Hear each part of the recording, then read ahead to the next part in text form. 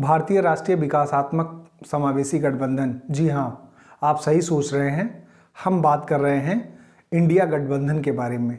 वही इंडिया गठबंधन जिसका आजकल काफ़ी चर्चा है और जो 28 राजनीतिक दलों का एक भारी भरकम गठबंधन है, जिसमें लगभग बीजेपी विरोध की लगभग सारी पार्टियां इकट्ठा हैं और वो 24 के चुनाव लड़ने के लिए तैयार हैं। लेकिन सबसे बड़ी चुनौतियां इनके सामने ये हैं कि किस तरीके से सीटों का बंटवारा करते हैं, किस तरीके से आपसी तालमेल, आपसी सामंजस्य बना के रखते हैं, और सबसे बड़ी बात देखने वाली ये भी होगी कि सीटों का बंटवारा किस तरीके से होता है, क्योंकि इनके बीच में जो राजनीतिक और वैचारिक विरोधाभास है उससे ये कैसे समन्वय बनाएंगे। अभी तो सबसे बड़ी समस्या ये है कि अभी इन्होंने अपना संयोजक भी डिसाइड नहीं किया हुआ है। तो आज हम कुछ महत्वपूर्ण बिंदुओं पर ही चर्चा करेंगे कि इंडिया गठबंधन का राजनीतिक भविष्य क्या होगा, किस तरीके से मोदी सरकार को, बीजेपी को ये गठबंधन आने वाले समय में 24 के चुनाव में चैलेंज देने वाला है। सबसे बड़ी बात यह है कि अभी तक 3 मीटिंगें हो चुकी हैं, लेकिन इस गठबंधन का अभी कुछ रूपरेखा दिखाई नहीं दे रही है कि किस तरीके से ये गठबंधन किस दिशा में जाने वाला है। तो हम कुछ बिंदुओं पर इसे बात करने की कोशिश करेंगे कि इनके सामने क्या क्या चैलेंजेस हैं और क्या क्या बेनिफिट्स हैं। बेनिफिट्स तो आप देख ही रहे हैं कि एक साथ ये 28 पार्टियां अगर इकट्ठा हैं तो जाहिर सी बात है कि सत्ता के लिए ही हैं और एक साथ इकट्ठा होकर लड़ेंगी, तो इनके लिए आसान होगा अपने छत्र को भी बचाना और सेंट्रल में गवर्नमेंट बनाने के लिए इजी होगा, आसान हो जाएगा ये रास्ता। तो लेकिन सामने जो बड़ी चीज़ है वो ये है कि चुनौतियां किस प्रकार की हैं। तो इन्हीं बिंदुओं पर हम आज बात करेंगे। मुख्यतः मैंने इसको 4 भागों में डिवाइड किया हुआ है, 4 भागों में बांटा हुआ है। अगर हम पहले पॉइंट की बात करें तो पहला पॉइंट ये है कि संयोजक कौन होगा, क्योंकि 3 मीटिंगें हो चुकी हैं और अभी तक संयोजक डिसाइड नहीं हो पाया है। पहले ये चर्चा थी कि नीतीश कुमार, बिहार के मुख्यमंत्री नीतीश कुमार पार्टी के इस गठबंधन के संयोजक होंगे और उन्हीं के दिशा निर्देश में ये गठबंधन आगे चलने वाला है। लेकिन अभी नीतीश कुमार की कुछ नाराज़गी की भी खबरें आ रही थी कि वो गठबंधन के तरीकों को लेके और गठबंधन में कुछ चीज़ों को लेके वो खफा हैं, नाराज़गी उन्होंने जाहिर की है। एक मीटिंग में तो वो समय से पहले ही बीच मीटिंग से ही निकल गए थे। तो ये देखने वाली बात है कि गठबंधन का संयोजक कौन होगा। कांग्रेस के राहुल गांधी ने भी नीतीश कुमार से बात करने की कोशिश की और उनकी क्या नाराज़गी है ये भी जानने की कोशिश की। हालांकि इस पर मान मनौवल चल रही है। अभी पिछली मीटिंग में जब नीतीश कुमार ने अपनी बात हिंदी में कहने की कोशिश की और हिंदी में अपनी बात रखने लगे तो एमके स्टालिन ने उसको इंग्लिश में ट्रांसलेट करने की बात की। तो इस पर नीतीश कुमार ज़रा उखड़ गए और उन्होंने नाराज़गी व्यक्त की कि हिंदी तो जन सामान्य भाषा है और बेसिक रूप से हिंदी आनी चाहिए, सामान्य रूप से हिंदी आनी चाहिए। तो कुछ जो वैचारिक मतभेद हैं वो तो अलग ही है, भाषाई मतभेद भी इस गठबंधन में एक बड़ी समस्या है। क्योंकि साउथ की बात करें तो साउथ इंग्लिश को लेके ज़्यादा मुखर रहता है, जबकि नॉर्थ इंडिया की बात करें तो नॉर्थ इंडिया में लोग हिंदी को ज़्यादा प्रेफर करते हैं। तो सबसे बड़ी बात है कि अभी जो संयोजक होगा वो कांग्रेस पार्टी से होगा या फिर जेडीयू से होगा, आरजेडी से होगा या एनसीपी से होगा।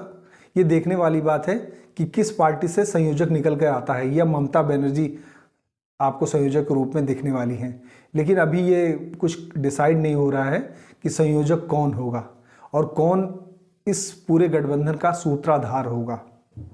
दूसरी अगर हम बात करें तो सीटों का बंटवारा किस तरीके से होना है, इस पे अगली मीटिंग होनी है। 28 तारीख को ये मीटिंग होगी और इसमें डिसाइड होगा कि सीटों का बंटवारा हम किस तरीके से करेंगे आपस में। लेकिन सबसे बड़ी बात देखने वाली ये है कि अगर हम स्टेट वाइज बात करें, चलिए सबसे पहले अगर हम बात करते हैं उत्तर प्रदेश की, तो उत्तर प्रदेश में सपा यहाँ पे एक बड़ी पार्टी के रूप में गठबंधन में है और सपा नहीं चाहती है कि बसपा इस गठबंधन में आए, क्योंकि उसे फिर सीटों का बंटवारा करना पड़ेगा बृहद रूप से ज़्यादा, क्योंकि उसके पास फिर सीटें कम आएंगी और उसी के अनुरूप बसपा के पास भी सीटें जाएंगी, जबकि कांग्रेस को भी कुछ सीटें देनी पड़ेंगी। हालांकि सपा कांग्रेस को बहुत ज़्यादा सीटें देने की मूड में नहीं होगी उत्तर प्रदेश में, क्योंकि पिछले चुनाव में उनके अगर परफॉर्मेंस को देखा जाए तो मुझे नहीं लगता है कि 10 से 15 सीटों से ज़्यादा सपा उन्हें देने के मूड में होगी कांग्रेस को। तो और कांग्रेस उत्तर प्रदेश में बहुत ज़्यादा सीटों पे 20 से ज़्यादा सीटों पे लड़ने की स्थिति में भी नहीं होगी। तो मुझे लगता है कि 15 से 20 सीटों से ज़्यादा उत्तर प्रदेश में कांग्रेस नहीं लड़ेगी। और अगर बसपा गठबंधन में है नहीं तो सपा को ही इसका पूरा फायदा मिलने वाला है, क्योंकि इसी प्रकार ममता बनर्जी का ये कहना है कि बंगाल में तो मैं मजबूत रूप से हूँ और बंगाल में कांग्रेस का भी कोई खास अस्तित्व नहीं है। लेफ्ट पार्टियों के साथ उनका 36 का आंकड़ा पहले रहा है, लेकिन अब धीरे धीरे मोदी विरोध में, बीजेपी विरोध में अब धीरे धीरे नज़दीकियां बढ़ रही हैं। तो ये देखने वाली बात है कि किस तरीके से बंगाल में सीटों का बंटवारा होता है। इसी प्रकार बिहार में भी पेच है कि बिहार में आरजेडी और जेडीयू कांग्रेस को सीट देने से तो रहे, क्योंकि वो नहीं चाहते हैं कि हमारे सीटों पे आके कोई भी बाहर से आके लड़े, क्योंकि वो अपने आप को वहाँ पे मजबूत दिखाने की कोशिश कर रहे हैं। इसी तरीके से अगर हम बात करते हैं महाराष्ट्र की, तो महाराष्ट्र में एनसीपी और उद्धव ठाकरे गुट मिलकर चुनाव लड़ेंगे। हालांकि वहाँ पे एक सहमति बन सकती है कांग्रेस को लेकर भी कि कांग्रेस सीटों का बंटवारा वहाँ इजीली कर पाएगा। अब हम अगर बात करते हैं आपके साथ पंजाब और दिल्ली में, तो मुझे नहीं लगता है कि पंजाब और दिल्ली में सीटों के ऊपर किसी टाइप की कोई भी सहमति कांग्रेस के साथ अरविंद केजरीवाल करने जा रहे हैं। तो ये सबसे बड़ी बात है कि सीटों का बंटवारा एक बड़ा पेच है और इस पेच को किस तरीके से कांग्रेस और उसके सहयोगी दल सुलझाएंगे, ये देखने वाली बात है। अब सबसे बड़ी बात जो है कि चुनाव हम लड़ने जा रहे हैं, एक गठबंधन के तहत लड़ने जा रहे हैं, एक गठबंधन को रूप देकर लड़ने जा रहे हैं, लेकिन हमारा प्रधानमंत्री पद का दावेदार कौन होगा? वैसे सांकेतिक रूप से और मीटिंगों में ये जाहिर किया गया है कि गठबंधन के जो नेता होंगे वो खड़गे होंगे, मतलब पीएम पद के दावेदार या पीएम पद के रूप में उनको आगे बढ़ाया जाएगा। लेकिन इसके ऊपर भी सहमति बनती नहीं दिख रही है, क्योंकि पटना में जिस तरीके से पोस्टर वार चल रहा है और पोस्टर में ये बताया जा रहा है कि अगर हमको सच में जीत चाहिए तो एक निश्चय चाहिए, एक नीतीश चाहिए। वैसे नीतीश इस बात का खंडन करते रहे हैं कि मुझे पद की लालसा नहीं है, प्रधानमंत्री पद से मेरा कोई भी वास्ता नहीं है, मैं प्रधानमंत्री पद पाने के लिए लालायित नहीं हूँ। लेकिन उनके पार्टी के और आरजेडी के कुछ लोग, इवन कांग्रेस की भी एक विधायिका हैं जो इस बात को उठा रही हैं कि बिहार के यशस्वी मुख्यमंत्री के रूप में नीतीश कुमार का कार्यकाल बहुत अच्छा रहा है और उन्हें अब पीएम पद के दावेदार के रूप में देखना चाहिए और उन्हें पीएम पद का ही दावेदार माना जाना चाहिए।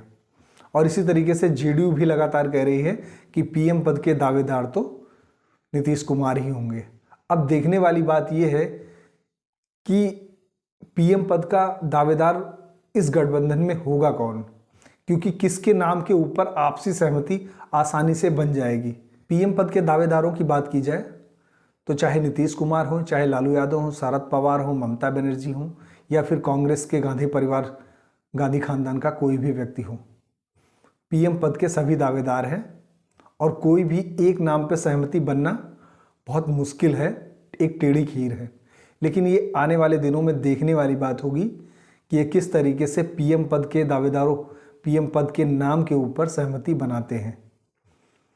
और सबसे बड़ी जो बात है वो है वैचारिक विरोधाभास। अभी जिस तरीके से दक्षिण और उत्तर की राजनीति छेड़ने की कोशिश की जा रही है, दक्षिण और उत्तर को बांटने की कोशिश की जा रही है, चाहे आप एम.के. स्टालिन के पुत्र की बात करें, दयानिधि मारन की बात करें, प्रियांक खड़गे की बात करें या फिर ए राजा की बात करें, जिस तरीके से अभी क्रमवार तरीके से इन लोगों के स्टेटमेंट आ रहे हैं, चाहे वो सनातन को नीचा दिखाने की कोशिश है, चाहे उत्तर भारतीयों को खासकर उत्तर प्रदेश और बिहार के लोगों को नीचा दिखाने की कोशिश की जा रही है, इससे जो गठबंधन की नींव है वो हिलती नजर आ रही है। क्योंकि अभी दयानिधि मारन का जो बयान बहुत तेजी के साथ वायरल हो रहा है, उस बयान के ऊपर गठबंधन के सारे, चाहे वो जितनी भी पार्टियां हैं, जितने भी नेता हैं, वो बहुत ही असहज महसूस कर रहे हैं। देखने वाली बात है कि किस तरीके से जो दक्षिण और उत्तर की वैचारिक मतभेद है उससे ये निजात पाते हैं, उससे ये पार किस तरीके से पाते हैं। क्योंकि अगर इसी तरीके का मतभेद आपस में बना रहा तो ये चुनाव किस तरीके से लड़ा जाएगा।